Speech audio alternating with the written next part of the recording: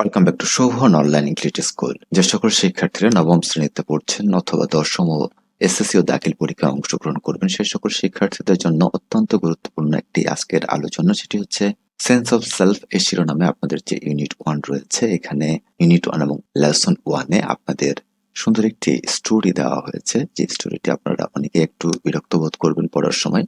আপনারা যদি শুরু থেকে শেষ পর্যন্ত পুরোটাই ভালো করে পড়েন আপনাদের অনেক ভালো লাগবে। আর আরেকটা জিনিস মনে রাখতে হবে, স্টোরি থেকে আপনাদের টোটাল কিন্তু 10 নম্বরের প্রশ্ন আসবে।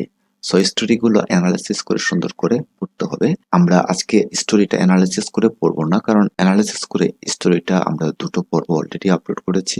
আজকে শুধু এই স্টোরিটি পড়ার জন্য আপনাদের যে সহায়ক শব্দগুলোর প্রয়োজন হবে এবং সেই শব্দগুলো কিভাবে আপনি পড়বেন, ওয়ার্ড মিনিং গুলো, সেটা নিয়েই আমরা আজকে আলোচনা করব।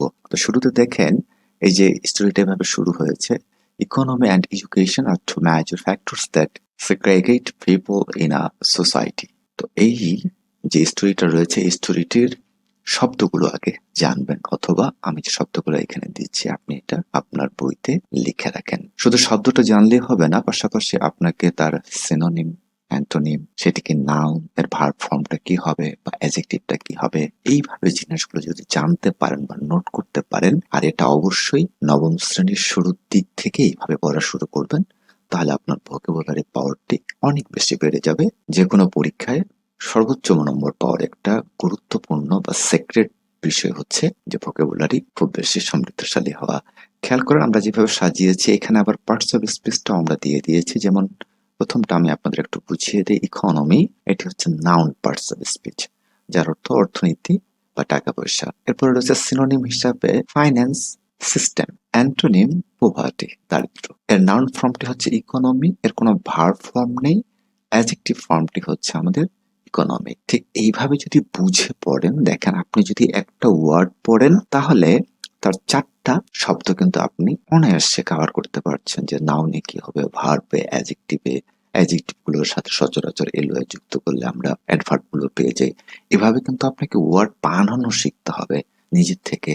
আর যারা ঝাড়া মুখস্থ করেন, কতই আর মুখস্থ করবেন। এর পরবর্তীতে 2 নম্বরে যে বিষয়টি আমরা দেখছি, এডুকেশন, এটি হচ্ছে শিক্ষা, লার্নিং, স্কুলিং। ঠিক এইভাবে বাকিগুলো আপনারা দেখে নেবেন, আমি শুধু জাস্ট ওয়ার্ড গুলো আপনাদের পড়ে দিয়ে যাচ্ছি। আরেকটা জিনিস আপনাদের বলে রাখতে চাই, আপনাদের নবম দশম এসএসসি ও দাখিল শিক্ষার্থীদের জন্য কিন্তু আমাদের একটা অনলাইন ব্যাচ রয়েছে। প্রতি বছরই বছরের শুরু থেকে আমরা এটি শুরু করি। আপনারা চাইলে সেখানে যুক্ত হয়ে বছরব্যাপী আমাদের সাথে সুন্দর করে প্রস্তুতিটা আপনারা নিতে পারেন। আর এটার ক্লাস হয় জুমের মাধ্যমে। এই ভিডিও ডেসক্রিপশনে আমাদের হোয়াটসঅ্যাপ গ্রুপের লিঙ্ক দেওয়া আছে, সেখান থেকে যুক্ত হতে পারেন, অথবা নাম্বার দেওয়া আছে, সরাসরি আমার সাথে কথা বলতে পারেন। চলুন আমরা 3 নম্বর শব্দটি পড়ে নেই। সেগ্রিগেট, পৃথক করা, এটা সেপারেট অর্থে ব্যবহার করা হয়। সোসাইটি, সমাজ। এরপরে যে শব্দটি আছে সেটি হচ্ছে আইডেন্টিটি, পরিচয়। ওয়ার, যুদ্ধ। অ্যানাউন্স, ঘোষণা করা। ঠিক এভাবে অর্থ জানবেন এবং বাকিগুলো আপনারা দেখে নিন বা নোট করে নিন। শ্রিক, চিকিৎসা করা। অ্যাসিউর, আশ্বাস দেওয়া, আমরা বলি যে শিওর, ঠিক কাছাকাছি শব্দটি অ্যাসিউর। ট্রেনিং, প্রশিক্ষণ। ফ্লক, দল, এটা পাখির দল হতে পারে, গরুর দল হতে পারে। এটা কনটেক্সটের উপরে নির্ভর করবে যে এটা কোন দলকে আমরা বুঝাবো। খাওয়া, গিলিয়ে খাওয়া বা গিলে খাওয়া। পন্ড, পুকুর। লিফট, তুলে নেওয়া। ভ্যারেন্দা, এটি হচ্ছে আমাদের বারান্দা। সাইলেন্স, নীরব, এটা আমাদের নাউন। বাজার, হাট বাজারের নাম আপনারা জানেন, সেটাকে আমরা ইংরেজিতে মার্কেট বলে থাকি। এটার কিন্তু আবার ভার্ব ফর্ম নেই। অ্যারেঞ্জ, গোছানো। হুইসল, শেষ দেওয়া। ওখা, মনে হওয়া বা ঘটানো। স্টাবার্নেস, স্টাবার্নেজ, জেদ করা। কমপ্লাইন, অভিযোগ করা, যেহেতু এখানে নাউন ফর্মে আছে এজন্য আমরা অভিযোগ নিয়েছি। কমপ্লেইন, অভিযোগ করা, যেহেতু এখানে নাউন ফর্মে আছে এজন্য আমরা অভিযোগ নিয়েছি। পার্ডন, ক্ষমা করা। সারপ্রাইজ, দমন করা। থ্রেটন, হুমকি হওয়া। ক্যাপটিভিটি, বন্দিত্ব। ল্যান্ড, ধার নেওয়া। খো, এই যে মোরগ যে ডাক দেয়, এখানে যেহেতু মোরগের গল্পটি রয়েছে এজন্য মোরগকে নির্দেশ করা হচ্ছে। মোরগ যে ডাক দেয় সেটাকে বোঝানো হচ্ছে। মোশনলেস, নিথর। গ্রেভ, কবর। প্লট, ধীরে হাঁটা। এন্ট্রি, খালি। এইচ, প্রান্ত। ব্রেক, ভাঙ্গা। কূপ, খাঁচা। এই ছিল আপনাদের যে স্টোরিটা। এই স্টোরি থেকে 35টি গুরুত্বপূর্ণ শব্দ। এই শব্দগুলো পড়ে এখন আপনি স্টোরিটা জাস্ট রিডিং পড়েন, দেখেন আপনার কাছে সবকিছু অনেক সহজ হবে, আপনি বুঝতে পারছেন।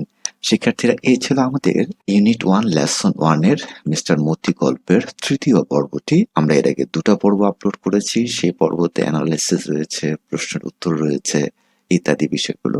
অবশ্যই আপনারা দেখবেন সেই ভিডিওটি। আর প্লেলিস্টটিতে মোটামুটি পুরো বইটি দেওয়া হয়েছে।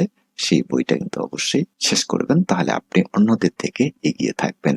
সর্বশেষ যেটি আহ্বান থাকবে, যারা আমাদের সাথে যুক্ত হয়ে প্রস্তুতি নিতে চান অবশ্যই যোগাযোগ করবেন। আমরা অনলাইনে জুমে ক্লাসগুলো করাই এবং রেকর্ডেড ক্লাসগুলো প্রাইভেট গ্রুপে দিয়ে দিই, যাতে আপনি সারা বছর ধরে বা 2 বছর সময় নিয়ে এই ক্লাসগুলো ভালোভাবে করতে পারেন এবং আপনি একটা সেলফ ডিপেন্ডেন্ট মানুষ হতে পারেন বা স্টুডেন্ট হতে পারেন ইংরেজির জন্য। সবাই ভালো থাকবেন, সুস্থ থাকবেন। পরবর্তী ক্লাস পেতে অবশ্যই লাইক, কমেন্ট, শেয়ার করতে ভুলবেন না। Thanks for watching. আল্লাহ হাফেজ।